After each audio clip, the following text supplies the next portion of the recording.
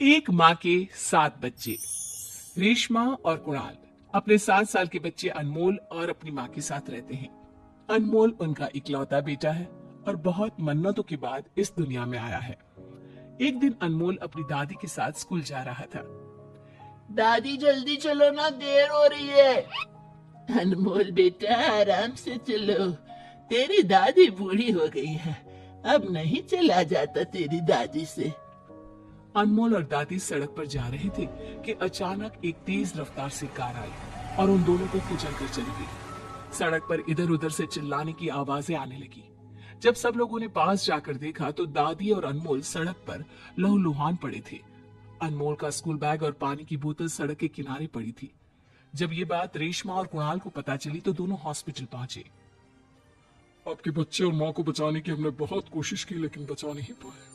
उन दोनों का बहुत खून बह चुका था और लोगों ने उन्हें हॉस्पिटल लाने में भी देर कर दी थी। नहीं डॉक्टर साहब, ऐसा नहीं हो सकता। मेरी एक ही औलाद है और वो भी बहुत मुश्किल से मेरी जिंदगी में आया था मेरा बच्चा। बेचारा कुणाल, उसे तो समझ में ही नहीं आ रहा था कि माँ के लिए रोए या बेटे के लिए, या फिर अपने होशो हवास खोई बैठी पत्नी को संभाले। कुणाल ने सारी हिम्मत जुटाई और अपनी पत्नी को घर वापस लेकर आ गया। रेशमा, तुम्हें खुद को संभालना होगा। जो हो गया उसे हम बदल तो नहीं सकते, लेकिन अब आगे क्या करना है उसके बारे में सोचो। अब क्या सोचे आगे? बचा ही क्या है हमारी जिंदगी में? सब कुछ तो खत्म हो गया। कुणाल और रेशमा बात कर ही रहे थे कि अचानक उन्हें बाहर से चिल्लाने की आवाज आई। आग आग, भागो, आग लग गई है। उन दोनों ने बाहर निकलकर देखा तो उनके पड़ोसियों के घर में आग लग रही है। देखते ही देखते उनका घर जल गया और घर में रहने वाले भी राख हो गए।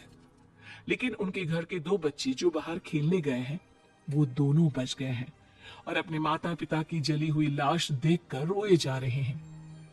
हे भगवान, दोनों बच्चे अनाथ हो गए, कैसे रहेंगे अब ये दोनों? मैं रखूंगी इन दोनों को अपने पास। आओ बच्चों, मेरे साथ चलो। रेशमा की बात का समर्थन कुणाल ने भी किया।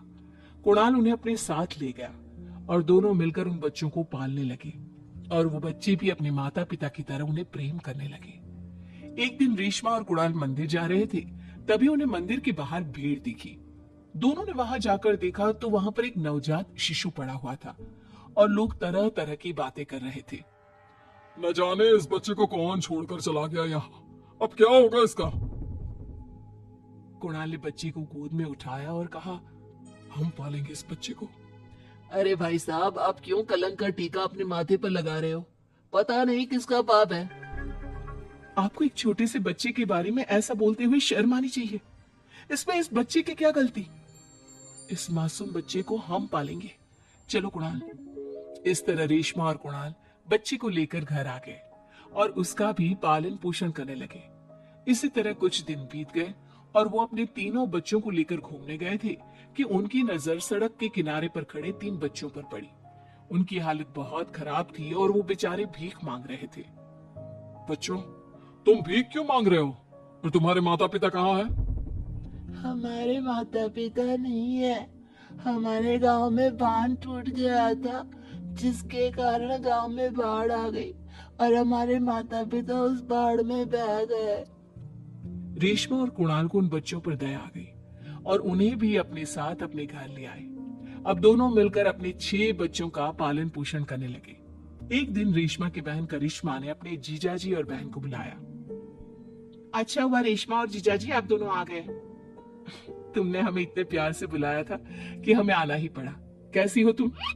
क्या बताऊं, बस जब से मेरे पति इस दुनिया से गए हैं मेरा किसी काम में मन नहीं लगता और अब तो मेरी तबीयत भी ठीक नहीं रहती। अरे क्या हुआ तुम्हारी तबीयत को? मुझे कैंसर है रेशमा। डॉक्टर ने कहा है कि मैं बस अब कुछ ही दिन और जिंदा रह पाऊंगी। अरे तुम्हें इतनी बड़ी बीमारी है, तुमने हमें बताया भी नहीं। तुमने हमें इतना पराया कर दिया। आप इन दिनों पहले ही गमों में डूबी थी। अनमोल और माँ जी के जाने की बात दुखी थी। मैं आपको और दुखी नहीं करना चाहती थी, इसलिए मैंने आप दोनों को कुछ नहीं बताया। रेशमा, मैं मरने से नहीं डरती, लेकिन मुझे एक ही चिंता सता रही है कि मेरे मुन्ने का क्या होगा। वो अभी बहुत छोटा है, मैं चाहती हूँ कि तुम इस बच्चे का ख्याल रखो। तुम चिंता मत करो करिश्मा, मैं तुम्हारे बच्चे को माँ की तरह पालूंगी, उसका ख्याल रखूंगी। तुम बस अपना ध्यान रखो। रेशमा की बात सुनकर करिश्मा को बहुत सुकून मिला। कुछ दिन तक रेशमा और कुणाल करिश्मा के साथ ही रहे और उसका ख्याल रखा। लेकिन जब उसका स्वर्गवास हो गया तो उसका अंतिम संस्कार करके वो दोनों करिश्मा के मुन्ने को भी अपने घर ले आए। देखो रेशमा, ऊपर वाले ने हमसे एक बच्चा छीना था और उसके बदले में 7-7 बच्चे दे दिए। हाँ कुणाल, आप सही कह रहे हो। हम इन बच्चों को अपने बच्चों की तरह पालेंगे और इनको पढ़ा लिखा कर अच्छा इंसान बनाएंगे। लेकिन रेशमा, मुझे एक ही बात की चिंता सता रही है। मैं इतना कमाता नहीं हूं कि इन सभी बच्चों को पढ़ा लिखा सकूं। हमें कुछ और काम भी करना होगा। आप फिक्र क्यों करते हो जी, मैं आपकी मदद करूंगी।